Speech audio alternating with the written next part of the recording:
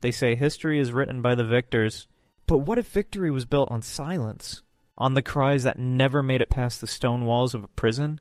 On the voice of a girl, just 15, who dared to say one word, no. Napoleon was not used to hearing no. Not from generals, not from nations, and especially not from her. So he did what all men drunk on power eventually do. He buried her, not in earth, but in a cell, where no one could hear the truth echo back. Power doesn't shout, not when it's real. It whispers behind velvet. It smiles in portraits. It signs letters with grace and watches as the world bends. And by the time he called himself emperor, Napoleon had mastered the art of soft brutality. He didn't just conquer kingdoms. He redrew the edges of dignity. He didn't just crush revolts. He rewrote the definition of rebellion. To disobey him, even in gesture, even in silence, was to offend not just the man, but the myth. And that is what she did. Her name was Lucille, daughter of a minor aristocrat, raised among crumbling tapestries and quiet gardens. She was born into that gray space history never talks about, the soft class, the forgotten bloodlines, not poor enough to starve, not powerful enough to matter. She was taught to curtsy before she could speak, taught that silence was survival, taught that a woman's value was measured in her obedience, her softness, her ability to be overlooked until needed. But Lucille had a flaw. She watched too closely. While the other girls practiced piano, she listened to the sound of boots in the courtyard. While her mother praised the emperor's victories, Lucille traced the patterns of his prisons. While her tutors recited patriotism, she memorized the names of the missing. And then one day he arrived. Not Napoleon himself, he never lowered himself that far, but his emissaries, his shadows, his velvet-draped voices. They came bearing letters, demands, promises. They told her father she had been noticed. Not for her beauty, not for her breeding, for her spirit. They called it refreshing, untamed, exactly what he liked. Napoleon had heard of her. A girl who read poetry in Latin, who spoke of empires as if they were brittle. A girl who, when asked what she thought of conquest, said, "If a man needs applause to feel real, he's already lost." He wanted her brought to court, not for marriage, not for position, for proximity. Because there's a kind of hunger power has, not for flesh, but for resistance. It wants to touch it, to own it, to say, even that is mine. Lucille was given the choice all women in history are given, whether whispered or screamed, obey or disappear. And she smiled, and she said no, not with rage, not with rebellion, with calm, with clarity, with the kind of refusal that frightens tyrants because it comes from a place they can't reach. They didn't drag her through the streets. They didn't break down her door. They simply came one night while the town slept and took her in silence. Her father never spoke of it again. Her mother wept once, then powdered her face and said the house was too quiet. Lucille was taken to a villa outside Paris. A beautiful prison. Marble floors, gold trim, windows too high to touch. A cell dressed like a ballroom. They told her it was for her safety. They said the emperor was disappointed, that he was giving her time to think. Time. The weapon history always underestimates. She wasn't beaten. She wasn't starved. She was forgotten. Days melted into each other like wax from an unsnuffed candle. She was given books, but censored. Letters, but none delivered. Visitors, but only the ones who lied sweetly. And yet she didn't break, because Lucille had something they couldn't see. She had learned early that silence could be a scream. That stillness could be defiance. That dignity doesn't require an audience. She refused to perform regret. She didn't pray loudly. She didn't beg. She sat by the window writing poems in dust on the stone. She spoke to the sparrows outside, gave them names. She memorized the patterns of a light across her walls. And somewhere far away the emperor forgot her, because to remember her would mean admitting there was a soul he couldn't own. She became a myth, a ghost in velvet. Some said she had been sent abroad. Others said she had joined a convent. No one said she had been locked away, because that would mean facing what the empire truly was. Not a monument of glory, but a machine that ground resistance into silence, especially when it wore a dress. Lucille did not die there, not in the way they hoped. Her body weakened, but her name, her story began to circulate in whispers, among chambermaids, gardeners, wet nurses, the ones who saw everything and were believed by no one. They spoke of the girl who said no, the girl who vanished. And in their voices she lived, not as prisoner, as warning, as reminder, that even the most golden cages cannot hold the truth forever. And that sometimes the bravest act in an empire of men is a girl who simply refuses to smile. There are prisons that scream, and there are prisons that whisper. Lucille's cell did not chain her body. It did something worse. It seduced her mind. They brought her flowers. Daily, orchids from the south and peonies from stolen lands. A gesture of grace, they said, from him. She wasn't allowed to say his name. Napoleon, the sun around which all else orbited, the general who had become emperor, and then something even more dangerous, a man who believed in his own myth. He never visited her, but he watched, through intermediaries, through letters that never signed themselves but carried the weight of absolute control. One note, left on her tray beside breakfast, read, "Freedom is given to those who learn to use it wisely." Another, "Empires cannot afford stubborn hearts. Bend, and you will live." She never replied. Instead, she made a ritual of silence. Each morning she stood by the window, too narrow for escape, but wide enough to watch the seasons change, and recited the names of every woman history had tried to forget. Hypatia, Joan, Anne, and now she added her own, Lucille. She wrote it in steam on the window glass. She whispered it to the birds. She scratched it into the underside of her bed frame with the edge of a porcelain spoon. Lucille, she would not be erased. The guards grew uneasy, not because she screamed, she never did, but because she seemed to know something. She greeted them by name, not the ones they gave her, but the names of their mothers, their sisters. She looked at them too long, like she was reading the place in them they tried to keep hidden. And then she began to paint. They had given her brushes, another illusion of kindness. They thought she'd paint flowers, angels, scenes from scripture. She painted walls, every inch of them.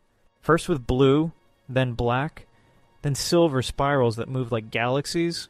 She painted women, not weeping or pleading, but staring, straight ahead, back at whoever dared to look at them.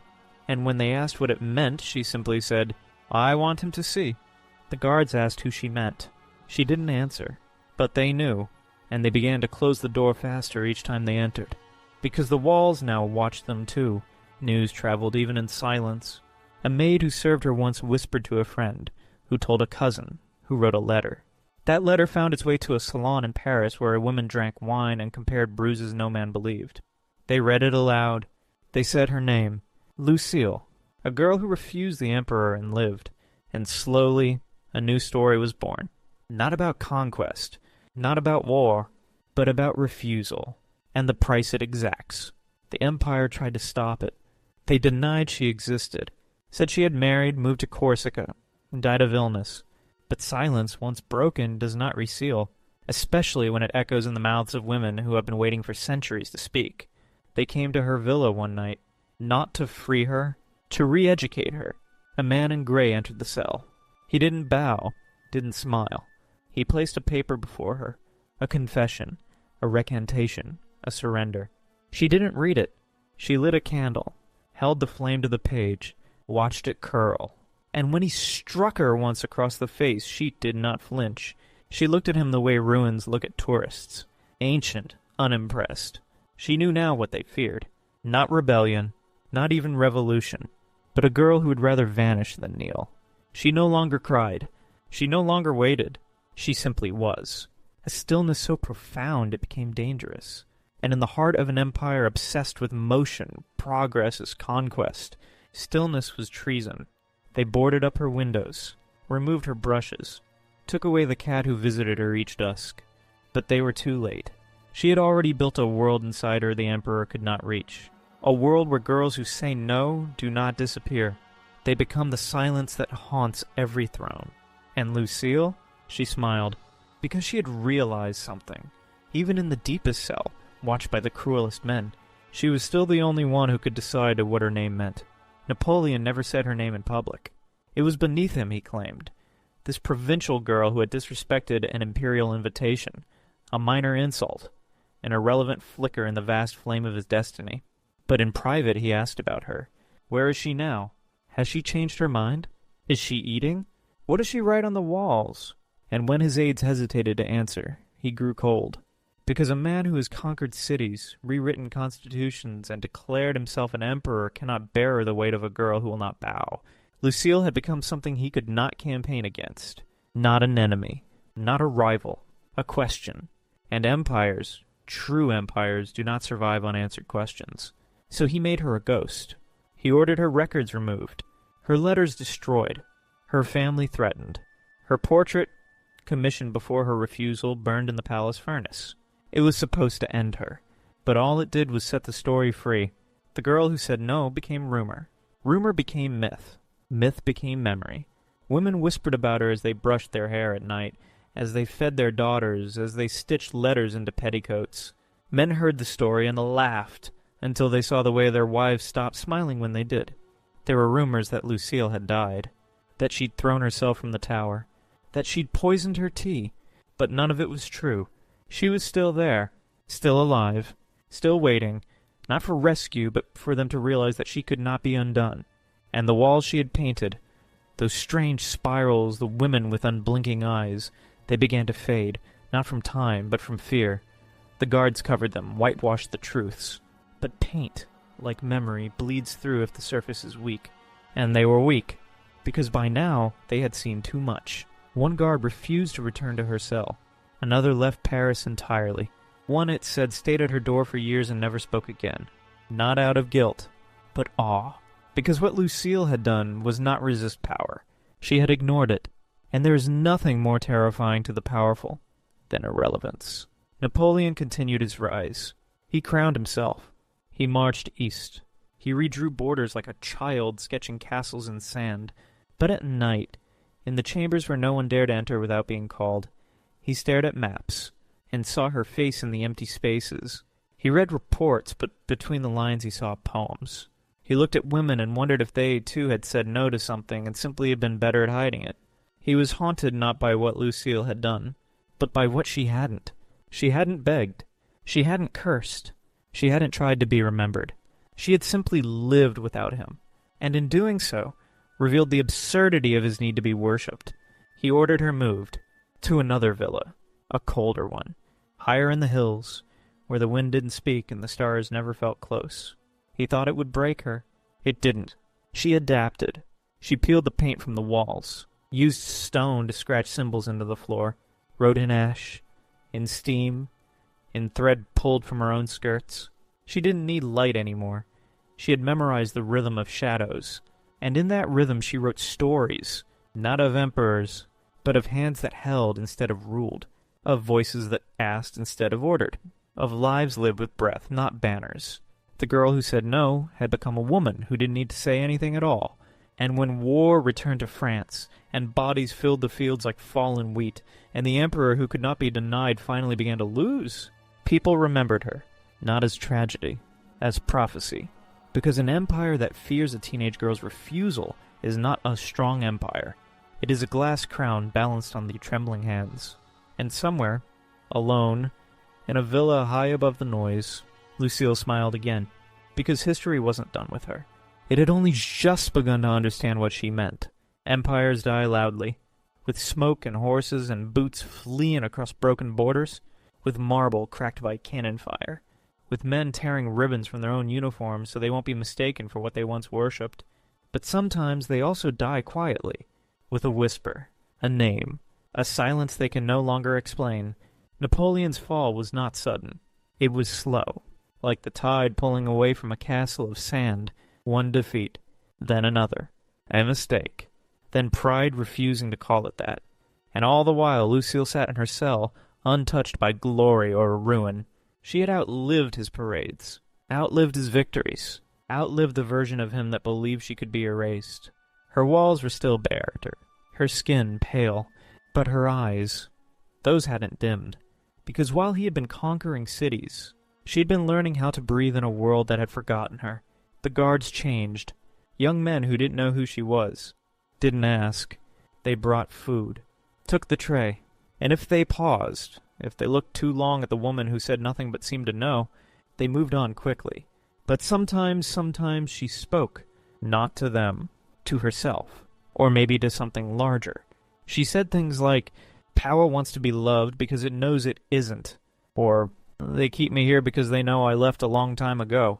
She began writing again, this time on leaves. She folded them, tied them with strands of her own hair, and when birds landed on her windowsill, she let them take them. No one believed her, but the birds kept coming. When Napoleon was exiled, his name was whispered in Paris with disbelief. He who had been destiny was now a problem to be solved, a relic, a weight, and people began remembering other things.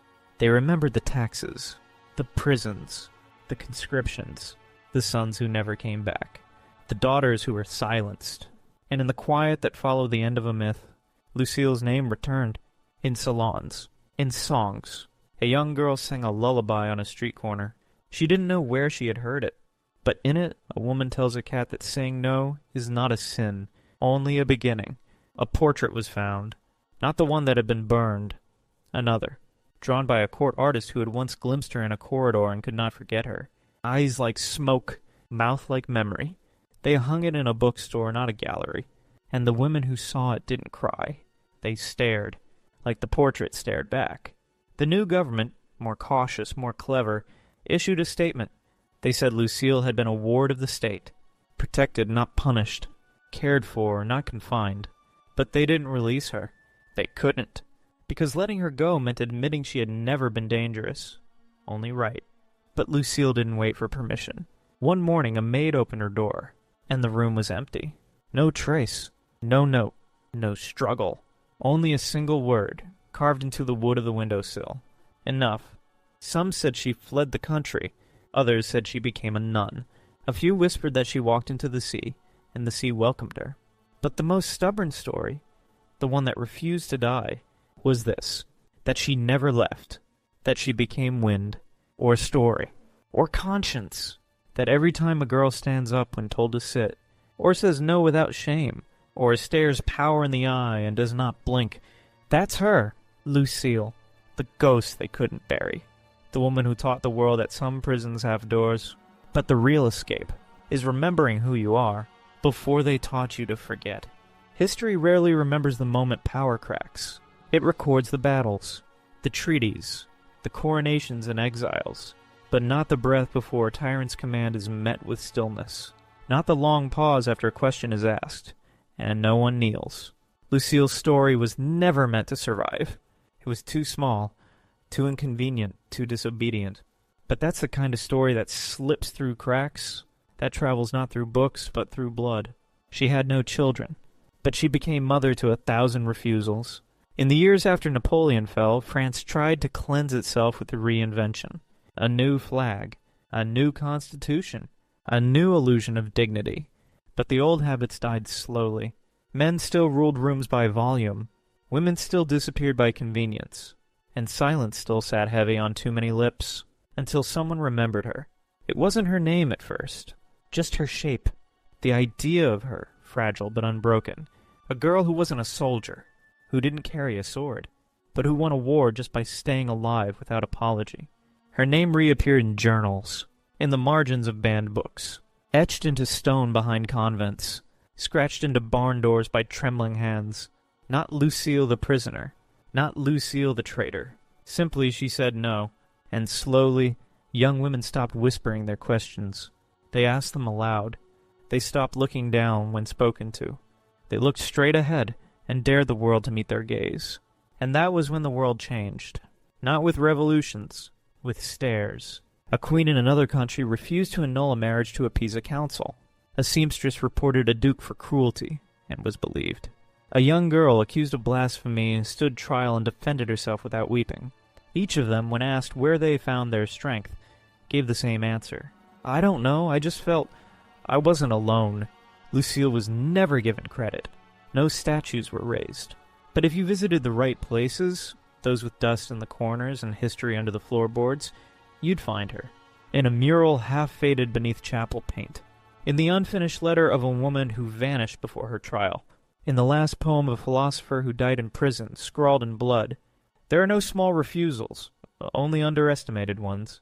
And in Paris, decades later, a girl walked barefoot into a courtroom accused of inciting unrest. She stood at the center, no lawyer by her side. She said nothing for 5 minutes. just stood, and when asked for her defense, she said, "I owe you nothing. I have survived worse than your verdicts." The judge paled, because though he didn't know her, he had heard that sentence before. It echoed with something older, something buried, something that once sat in a high villa, silent and unbroken. Lucille had never shouted.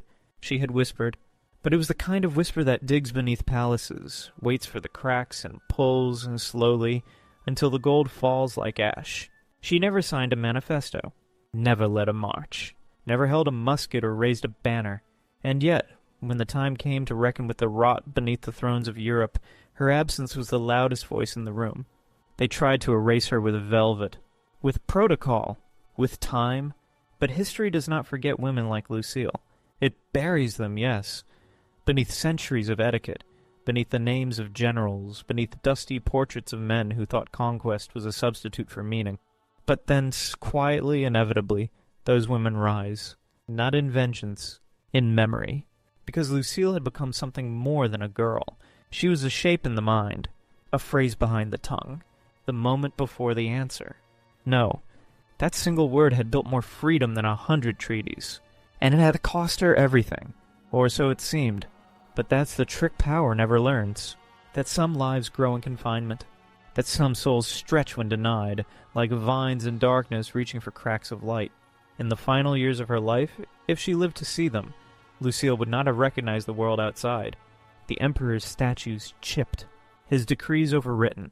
The salons where her name had once been forbidden now quoted her like scripture. A painter recreated her cell by memory, down to the cracks in the floor. He left the walls blank, except for the phrase, "Truth does not need to escape, it waits for the lie to fall." A seamstress in Lyon embroidered her name into the lining of every dress she sold. A teacher in Marseille ended each lesson with a moment of silence, for the voice is still behind walls, and in Paris a small cat, black limping, was seen resting every morning on the windowsill of an old villa thought long abandoned. No one claimed it, no one fed it, but it stayed, because even animals remember the smell of dignity. Some claim Lucille died in that villa, buried beneath stone, with no marker but the wind. Others swore she escaped, fled to the sea, and was last seen walking barefoot along the cliffs, hair wild, laughing at the sky. But the truth is simpler. Lucille became the part of every woman who hears a question, and knows the price of answering yes is her soul. Lucille became the moment a girl chooses stillness over performance, the breath before defiance, the spine that straightens without permission. And whenever a man of power enters a room and senses that the people are no longer impressed, she is there, not in revenge, in reminder that what you lock away does not vanish, it waits, and when it returns, it does not ask for acknowledgement. It becomes undeniable. Lucille never needed a throne. She never wanted a title. She left behind no heirs, only the most dangerous legacy of all, a life lived without surrender, a story told in whispers that outlived the empire that tried to silence her, and a single word, still trembling at the edge of every crown. No,